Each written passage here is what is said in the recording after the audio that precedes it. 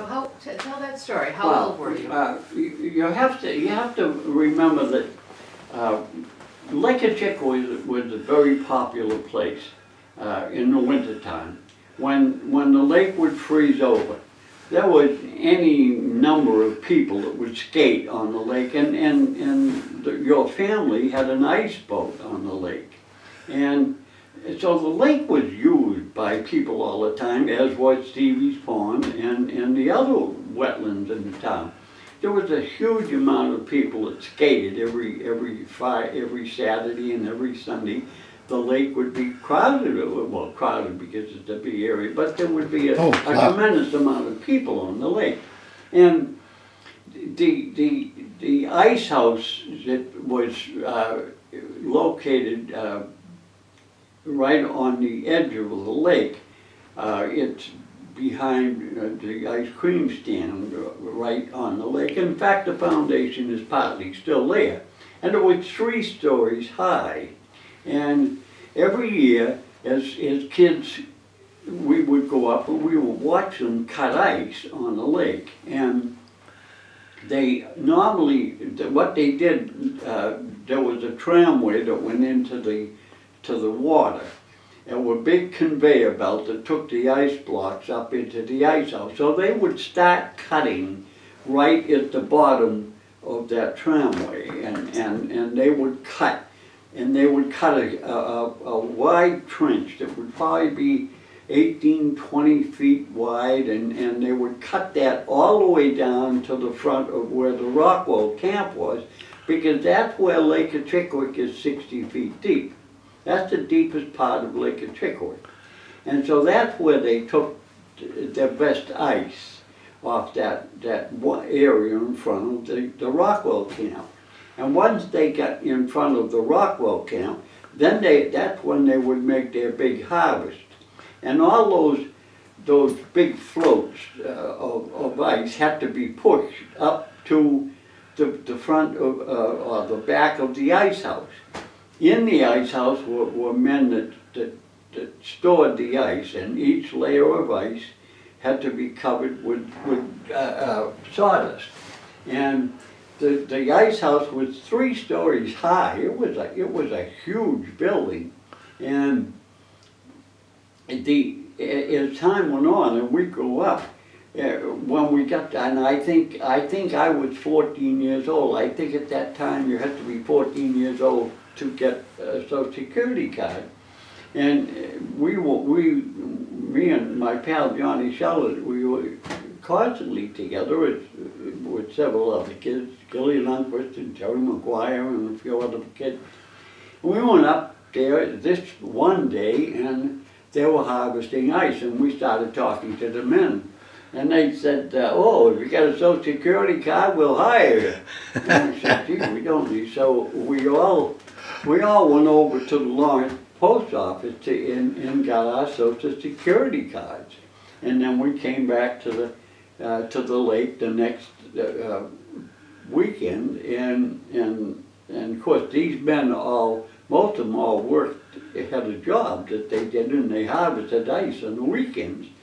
And so we went up there and we presented our Social Security cards, and they would let us push the ice floes down from in front of the Rockwell camp down to the ice house, and then the men would take over and they would slice it up into blocks that were 2 feet wide, and they would be probably 3 feet long.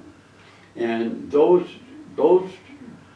blocks of ice would then be put on the conveyor belt that went up into the ice house, and about 3/4 of the way up there was a huge saw, or a huge blade actually, that was held there by metal clamps, and the block would hit it and it would slice the block completely at 1 foot thick, and then it would go up the conveyor belt and into the ice house. And of course the conveyor belt had to start down the bottom and work its way right up to the 3rd story of the ice house. Wow. And the ice house would be packed by the time they get done. It would be completely filled with ice. And then there were on the back section of the ice house, that would be the section that was facing more towards Great Pond Road, there were doors that could be taken off,